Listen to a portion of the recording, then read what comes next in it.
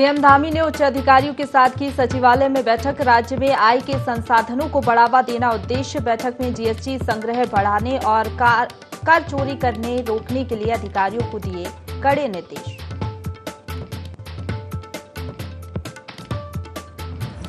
दिल्ली पहुंचे स्वास्थ्य मंत्री डॉक्टर धन सिंह रावत। केंद्रीय स्वास्थ्य मंत्री से की मुलाकात। उधम सिंह नगर में बनने जा रहे एम्स सैटेलाइट सेंटर की भूमि पूजन के लिए केंद्रीय मंत्री को दिया आमंत्रित।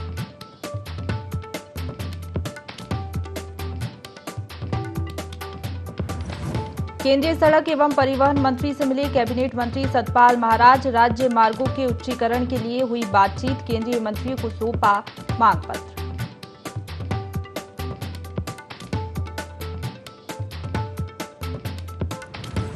विधानसभा अध्यक्ष बनने के बाद पहली बार दरबार साहिब पहुंची विधानसभा स्पीकर। महंत देवेंद्र दास से की मुलाकात। स्वास्थ्य सुविधाएं बढ़ाने को लेकर हुई चर्चा। बारिश और भूस्खलन का भी नहीं पड़ रहा केदारनाथ यात्रा पर कोई असर। रिकॉर्ड संख्या में भक्त पहुंच रहे केदारनाथ। 75 दिन में 9 लाख यात्री कर चुके बाबा केदार के दर्शन।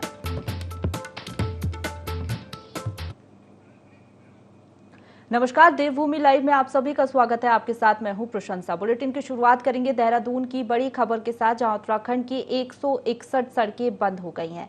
बता दें, लगातार बारिश की वजह से राज्य की 161 सड़कें बंद हो गई हैं।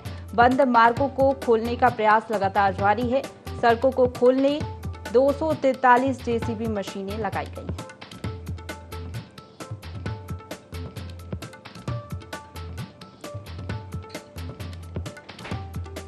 तो देहरादून से बड़ी खबर बता रहे हैं, उत्तराखंड की 161 सड़कें बंद हो गई है। बारिश की वजह से राज्य की 161 सड़कें बंद हो गई हैं।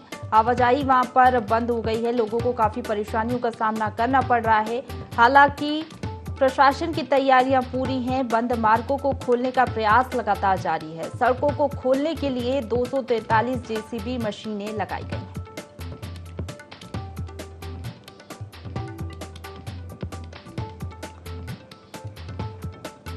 तो उत्तराखंड में हम देखते हैं लगातार मूसलाधार बारिश हो रही है, जिससे भूस्खलन हो रहा है। मलबा सड़कों पर जम जा रहा है।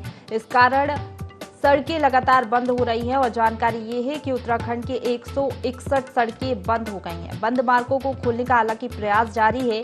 सड़कों को खोलने 243 जेसीबी मशीन लगाई गई।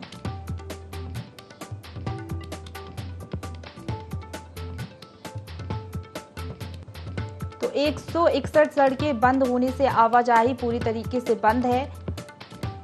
बंद मार्गों को खोलने का प्रयास हालांकि प्रशासन के द्वारा लगातार जारी है। सड़कों को खोलने के लिए 243 जेसीबी तैनात की गई हैं और हर एक कोशिश की जा रही है ताकि जल्द से जल्द जो 161 सड़कें बंद हुई हैं उनको खोल दिया जाए और आवाजाही फिर से दुरुस्त कर ली जाए।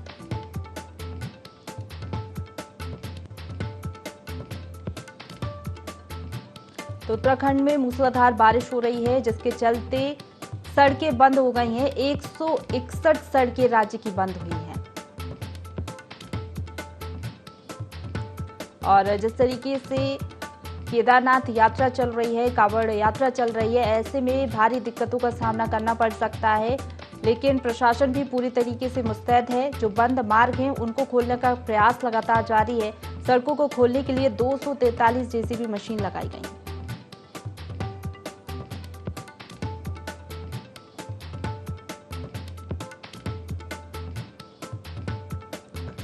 तो मूसलाधार बारिश ने टेंशन बढ़ा दी है। उत्तराखंड की 161 सड़कें बंद हो गई हैं। बारिश की वजह से राज्य की 161 सड़कें बंद हुई।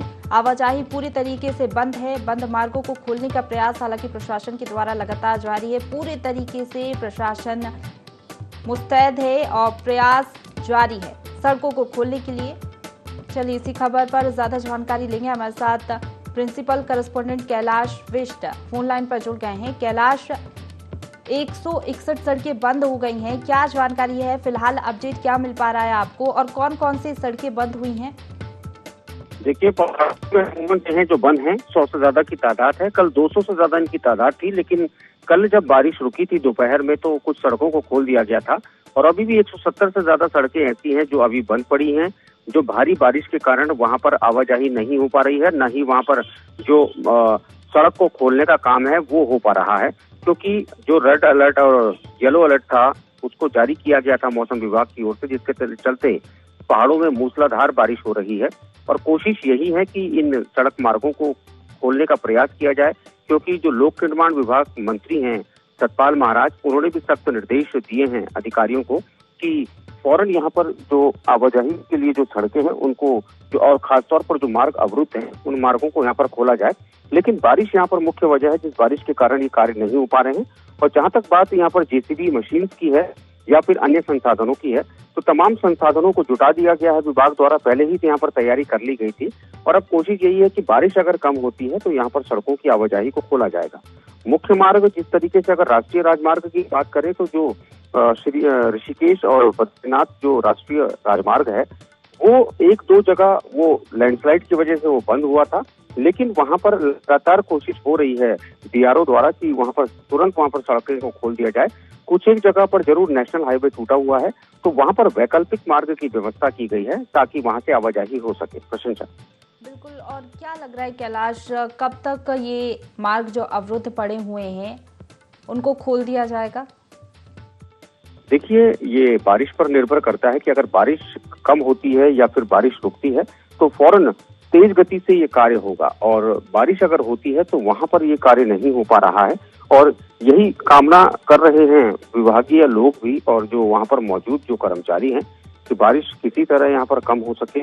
लेकिन चूंकि मौसम मानसून का है, बारिश तेज है पहाड़ों में और रुक रुक कर बारिश ये हो रही है, लेकिन जब तक बारिश कम नहीं होती तब तक ये कह पाना काफी अभी मुनासिब नहीं होगा कि कब तक सड़कों को खोल दिया जाता है।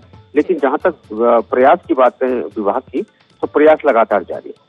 जी बिल्कुल, आप बने रहिए कैलाश हमारे साथ, आगे भी आपसे जानकारी लेंगे।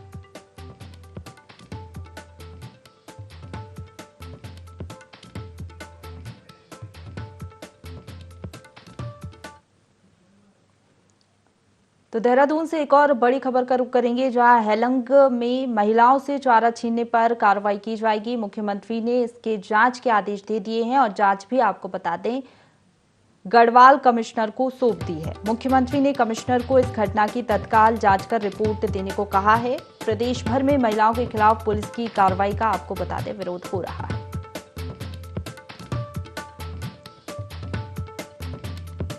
तो हेलंग में महिलाओं से चारा छीनने की उच्च स्तरीय जांच होगी। मुख्यमंत्री ने मामले की जांच गढ़वाल कमिश्नर को सौंप दी है। मुख्यमंत्री ने कमिश्नर को इस घटना की तत्काल जांच कर रिपोर्ट देने को कहा है। प्रदेश भर में महिलाओं के खिलाफ पुलिस की कार्रवाई का आपको बता दें विरोध हो रहा है।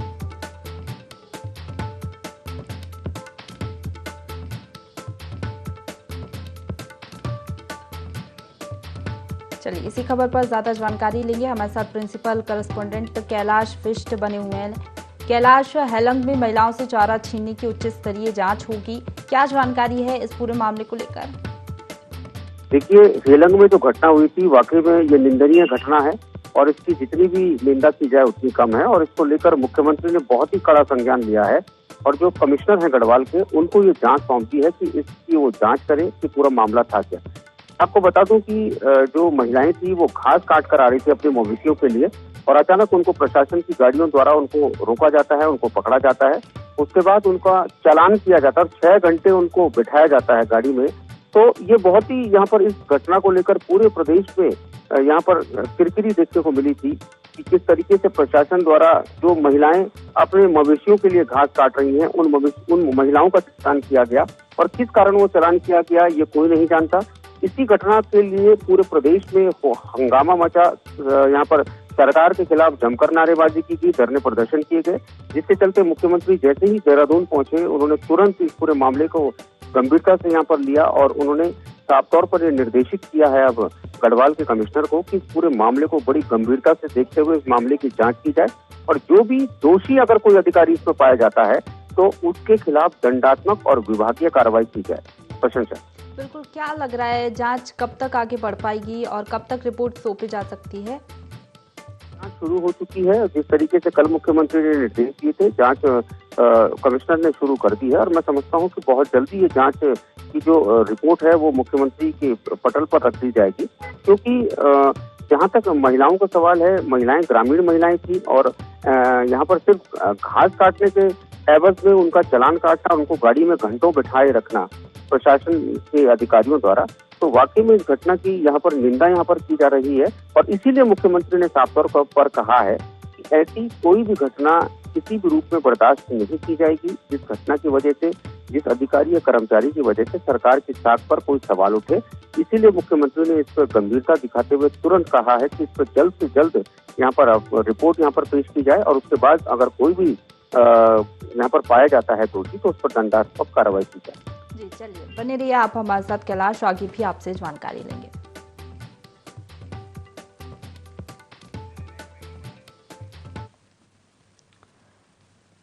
तो देहरादून से बड़ी खबर मिल रही है, जहां 5 जिलों में भारी बारिश की चेतावनी मौसम विभाग ने जाहिर की है। आपको बता दें, येलो अलर्ट मौसम विभाग ने जारी किया है। बागेश्वर, पिथौरागढ़, उत्तरकाशी, रुद्रप्रयाग, चमोली जिलों के लिए भारी बारिश का अलर्ट मौसम विभाग ने जारी किया है। तो 5 जिलों में भारी बारिश हो सकती है। मौसम विभाग ने बारिश का येलो अलर्ट जारी किया है। बागेश्वर, पिथौरागढ़, उत्तरकाशी, रुद्रप्रयाग, चमोली जिलों के लिए भारी बारिश का अलर्ट मौसम विभाग ने जारी किया है। चलिए, इसी खबर पर ज्यादा जानकारी लेंगे। हमारे साथ principal correspondent Kailash phone line पर बने हुए हैं। कैलाश, 5 जिलों में भारी बारिश की चेतावनी जारी की गई है मौसम विभाग के द्वारा, क्या जानकारी है? और फिलहाल देहरादून की बात की जाए तो वहां पर किस तरीके का मौसम बना हुआ है? देखिए, इस वक्त मैं राजधानी देहरादून की बात करूं तो राजधानी देहरादून में इस वक्त जो पूरे आसमान इस वक्त बादलों से अटा पड़ा है और सुबह कुछ इलाकों में जरूर राजधानी देहरादून की बारिश हुई, लेकिन अभी जो बारिश है, बारिश अभी हुई है। लेकिन उसके अलावा अगर मैं पहाड़ी क्षेत्रों की बात करूं, पहाड़ी के 5 जिले हैं जहां पर अलर्ट यहाँ पर जारी किया गया है मौसम विभाग द्वारा। और ये बारिश की वजह से ही लोगों का जो जनजीवन है पहाड़ों में वो अस्त व्यस्त हो चला है, जिसके चलते लोगों को काफी दिक्कतें हो रही है, खासतौर पर आवाजाही में। और जिस तरीके से हमने जिक्र किया था अभी थोड़ी देर पहले, प्रशंसा की जो सड़कें हैं, सड़कें बंद पड़ी हैं, तो यही बारिश है जिसकी वजह से काम नहीं हो पा रहे, आवाजाही नहीं हो पा रही और जो लोगों के जो जरूरी काम है वो नहीं हो पा रहे। और उसके अलावा जो आपदा प्रबंधन की जो टीमें हैं वो लगातार संपर्क में है यहाँ पर मौसम विभाग के, कि जो भी पूर्वानुमान मौसम विभाग द्वारा दिया जा रहा है उसके तहत तमाम जो विभाग हैं वो विभाग एक्शन ले रहे हैं, काम कर रहे हैं और उन्हीं के एडवाइजरीज को फॉलो यहाँ पर किया जा रहा है। तो ऐसे मौसम में कहीं ना कहीं जो ग्रामीण इलाके, खासकर जो पहाड़ी इलाके हैं, वहां पर ज्यादा दिक्कतें लोगों को पेश आ रही है, क्योंकि अगर पहाड़ी इलाकों में बारिश तेज होती है और कहीं भूस्खलन होता है, मार्ग अवरुद्ध होते हैं, तो सीधे सीधे असर उसका लोगों की जो जनजीवन पर पड़ता है और सीधे सीधे असर लोगों की आवाजाही पर पड़ता है। जी चलिए, बहुत शुक्रिया आपका कैलाश तमाम जानकारी के लिए। मुख्यमंत्री पुष्कर सिंह धामी ने सचिवालय में उच्च अधिकारियों के साथ बैठक की। इस दौरान जीएसटी टैक्स संग्रह को बढ़ाने को लेकर उच्च अधिकारियों के साथ समीक्षा बैठक की गई।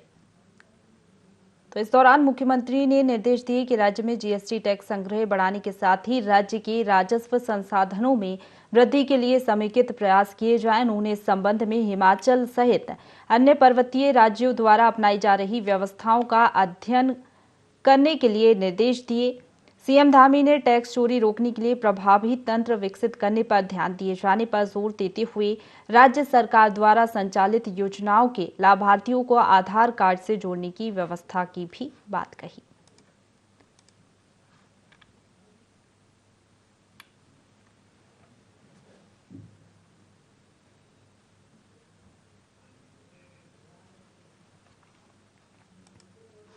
तो मुख्यमंत्री पुष्कर सिंह धामी ने सचिवालय में राज्य के आय के संसाधनों को बढ़ावा देने के साथ ही निवेश की संभावनाओं के संबंध में शासन के उच्च अधिकारियों के साथ समीक्षा बैठक की। इस दौरान मुख्यमंत्री ने निर्देश दिए कि राज्य में जीएसटी टैक्स संग्रह बढ़ाने के साथ ही राज्य के राजस्व संसाधनों में वृद्धि के लिए समेकित प्रयास किए जाएं। उन्होंने इस संबंध में हिमाचल सहित अन्य पर्वतीय राज्यों द्वारा अपनाई जा रही व्यवस्थाओं का अध्ययन करने के भी निर्देश अधिकारियों को दिए।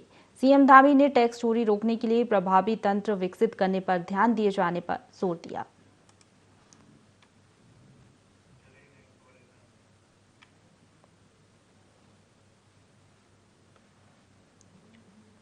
तो प्रदेश के स्वास्थ्य मंत्री धन सिंह रावत ने केंद्रीय स्वास्थ्य मंत्री मनसुख मंडाविया से मुलाकात की। इस दौरान कई विषयों पर चर्चा की गई।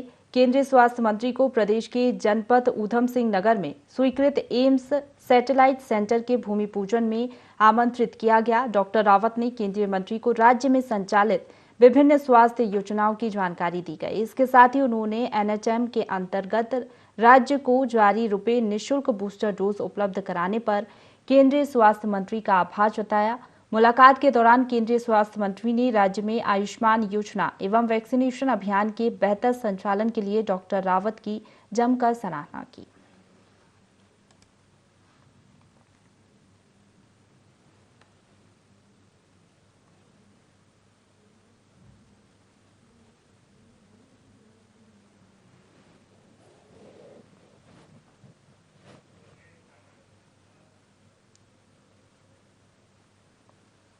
प्रदेश के लोक निर्माण मंत्री सतपाल महाराज ने केंद्रीय सड़क परिवहन मंत्री नितिन गडकरी से मुलाकात की। मुलाकात के दौरान सड़क परियोजनाओं और रोपवे को लेकर मंत्री सतपाल महाराज ने केंद्रीय मंत्री से चर्चा की।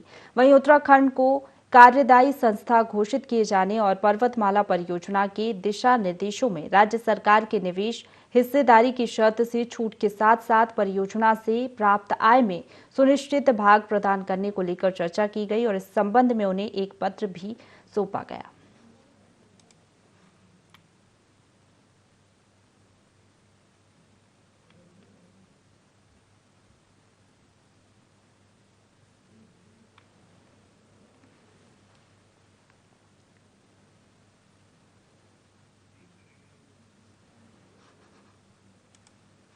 तो प्रदेश के लोक निर्माण मंत्री सतपाल महाराज ने केंद्रीय सड़क परिवहन मंत्री नितिन गडकरी से मुलाकात की।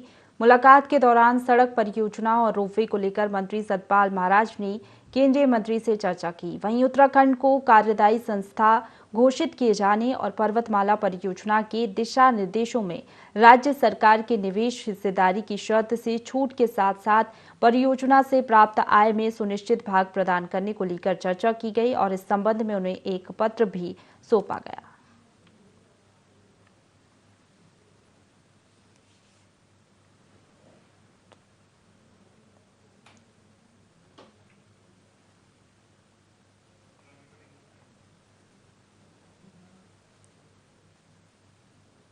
उत्तराखंड में कांवड़ यात्रा को लेकर पुलिस प्रशासन पूरी तरीके से मुस्तैद है। जगह जगह चेकिंग अभियान चलाए जा रहे हैं। आवाजाही जो भी लोग कर रहे हैं उनकी चेकिंग की जा रही है। सरकार के निर्देशों पर लगातार पुलिस मुस्तैदी से काम कर रही है, जिसका असर अब राज्य के सीमांत यानी लक्सर से सटी हुई राज्य की सीमाओं पर भी नजर आने लगा है, जहां पुलिस द्वारा आवागमन करने वाले वाहनों पर लगातार पैनी नजर रखते हुए बारीकी से जांच पड़ताल की जा रही है। दरअसल कांवड़ यात्रा पर संभावित आतंकी खतरों के मद्देनजर भी सुरक्षा व्यवस्था पर सख्ती दिखाई जा रही है। वहीं दूसरी ओर आपको बता दें, कांवड़ बाहुल्य पर नियंत्रण के चलते भी पुलिस व्यवस्था चाक चौबंद की गई है।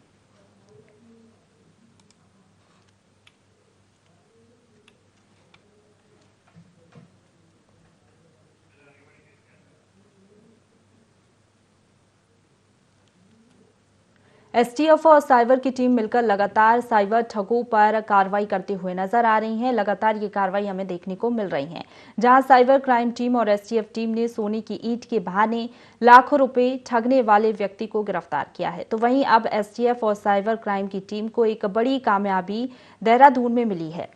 साइबर क्राइम एवं एसटीएफ की टीम ने मिलकर एक कॉल सेंटर पर छापा मारा और फर्जी तरीके से लोगों को ठगने का काम करने वाले कॉल सेंटर का भंडाफोड़ कर दिया। इस दौरान एसटीएफ एसएसपी अजय सिंह ने बताया कि लोगों को काफी समय से कुछ शिकायतें मिल रही थी, जिसको देखते हुए हमारी साइबर टीम ने उस सेंटर को चेक किया और चेक करने के बाद पता लगा कि माइक्रोसॉफ्ट कंपनी के नाम पर लोगों से ठगी की जा रही थी। लगभग 400 लैपटॉप कब्जे में ले लिए गए हैं और उसके साथ ही 14 लोगों को हिरासत में भी पुलिस ने लिया है। बता दें कि इनके पास से 1 करोड़ 26 लाख रुपए भी नकद बरामद किए गए हैं।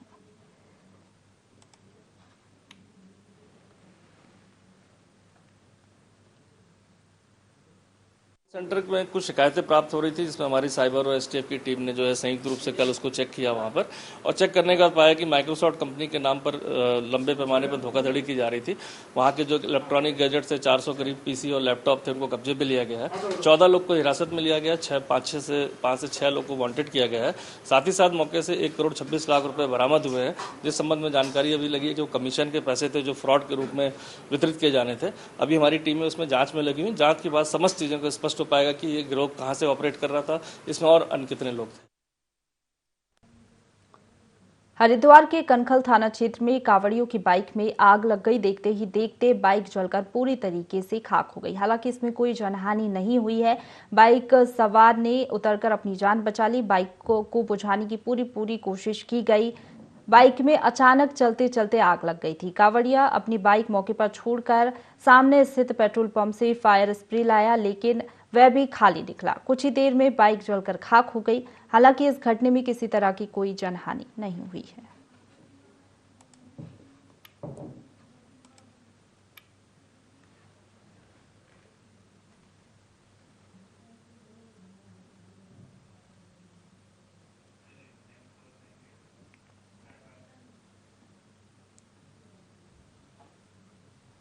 पिथौरागढ़ में रास्ते में एक महिला का अध जला शव मिलने से हड़कंप मच गया। राहगीरों ने शव देखते ही पुलिस को सूचना दी। इस पूरे मामले की जांच में पुलिस जुट गई है। हालांकि अभी शव की शिनाख्त नहीं हो पाई है। पुलिस ने मौके पर पहुंचकर शव को कब्जे में लेकर आसपास जानकारी ली, पर शव की शिनाख्त फिर भी नहीं हो पाई।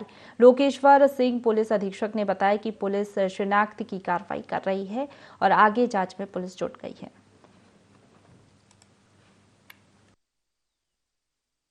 सुबह पिथौरागढ़ शहर के बाहर एक महिला का आधा जला हुआ शरीर जो है बरामद हुआ है, जिसकी पुलिस के द्वारा शिनाख्त की कार्रवाई की जा रही है और साथ ही साथ पंचायतनामा की कार्रवाई कर पोस्टमार्टम के लिए भेजा गया है और उसमें मुकदमा पंजीकृत करते हुए अग्रिम वैधानिक कार्रवाई की जा रही है। कांवड़ यात्रा में उत्तराखंड पुलिस सुरक्षा के साथ ही शिव भक्तों की सेवा में जुट गई है। उनको फल फ्रूट बांटे गए। इसके साथ ही शरबत का वितरण भी पुलिस कर्मियों की ओर से किया गया। हमने पहले भी देखा, इस तरीके की तस्वीरें सामने आई। कांवड़ यात्रा में उत्तराखंड पुलिस मित्रता, सेवा और सुरक्षा के स्लोगन को चरितार्थ करते हुए नजर आई। शिव भक्तों की सुरक्षा के साथ अब पुलिस सेवा में भी जुट गई है। इसी क्रम में रायवाला क्षेत्र में थाना अध्यक्ष भुवन चंद्र पुजारी ने सीओडीसी ढूंढियाल के साथ नीलकंठ दर्शन को जाने वाले शिव भक्तों को फल और नींबू शरबत वितरित किया। पुलिस का सेवा भाव देखकर यात्रा को पहुंचे भोले भक्त भी खुश नजर आए।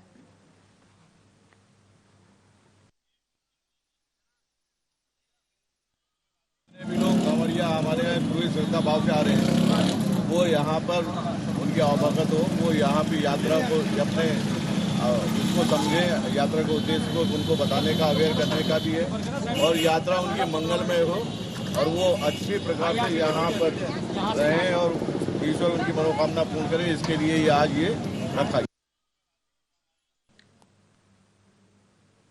केदारनाथ धाम की यात्रा के लिए इस बार बड़ी संख्या में श्रद्धालु पहुंच रहे हैं। सारे रिकॉर्ड इस बार टूट चुके हैं। 9 लाख से ज्यादा लोग अब तक दर्शन कर चुके हैं। बारिश और भूस्खलन भी इन सभी लोगों को रोक नहीं पा रही है और बारिश और भूस्खलन का भी केदारनाथ की यात्रा पर कोई खास असर नहीं पड़ रहा है। मौसम विभाग के अलर्ट के बावजूद भी प्रत्येक दिन 3 से 4 हजार तीर्थयात्री केदारनाथ पहुंच रहे हैं। अभी तक 75 दिन की यात्रा में 9 लाख तीर्थयात्री बाबा केदार के दर्शन कर चुके हैं। इन दिनों कांवड़ यात्रियों से भी बाबा केदार का दरबार गुलजार है। रुद्रप्रयाग के जिलाधिकारी मयूर दीक्षित ने बताया कि अब तक की यात्रा में 9 लाख से अधिक यात्री केदारनाथ पहुंच चुके हैं। मौसम विभाग के अलर्ट के अनुसार ही यात्रा का संचालन किया जा रहा है। यदि भूस्खलन और पानी बढ़ने से परेशानियां आ रही हैं तो यात्रियों को सुरक्षित रोका जा रहा है। वहीं पुलिस अधीक्षक आयुष अग्रवाल ने बताया कि यात्रियों की सुरक्षा के लिए पैदल मार्ग पर एनडीआरएफ की टीम के अलावा एसडीआरएफ, डीडीआरएफ और पुलिस की टीमें तैनात हैं।